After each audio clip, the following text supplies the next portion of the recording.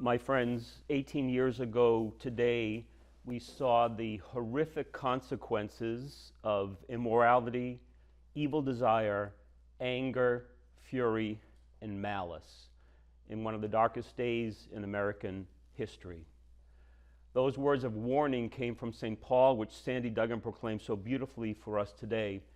And today we have a very somber reminder of what happens when we do not follow God's way, when we embrace anger, fury, malice, evil desire, and immortality.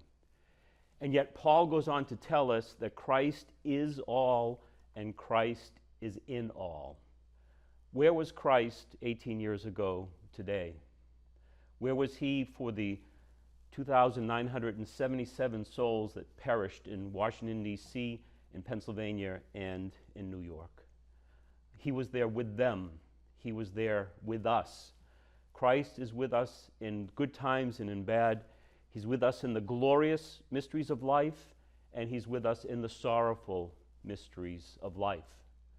Christ was there in welcoming home those who perished to their home in heaven. Christ was there with those who rushed into towering infernos in New York and in Washington, D.C., and those who rushed to the field in Pennsylvania. I've had the privilege of serving our country for 35 years as a chaplain, and 8 of those years I spent at the Pentagon, 3 years on active duty and 5 years as a reservist.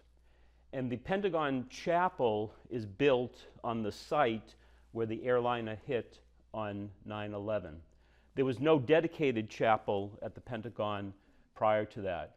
And it's a very beautiful and somber place to celebrate the Mass. In the chapel, there's a beautiful memorial entryway. Outside the chapel, there's a beautiful stained glass windows of the 4 chaplains from the USS Dorchester who gave their lives together to save the sailors on that ship. And inside the Pentagon Chapel, there are 5 windows dedicated to those who perished.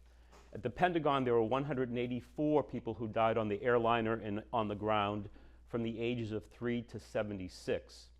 And here's the image of the stained glass window, which is right behind the altar in the Pentagon. And here you see a beautiful tribute.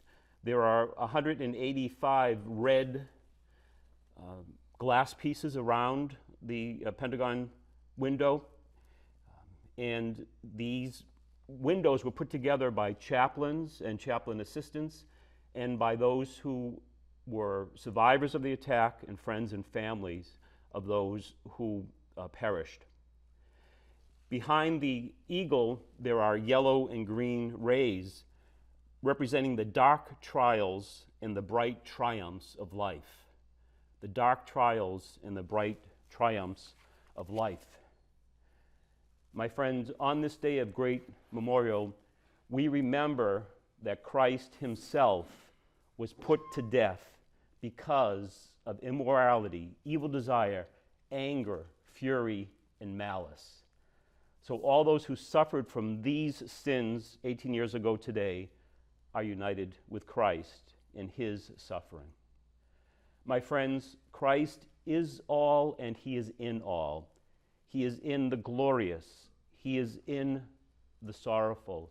He is in the luminous. He is in the joyful.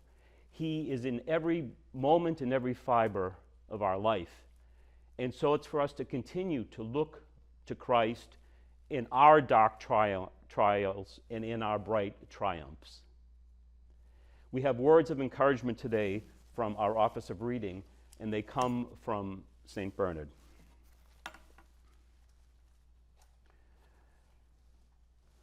Let us take our stand on secure ground, leaning with all our strength on Christ, the most solid rock, according to the words, "He set my feet on a rock and guided my steps."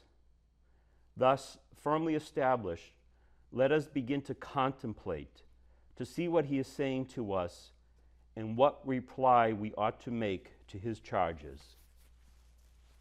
Amen.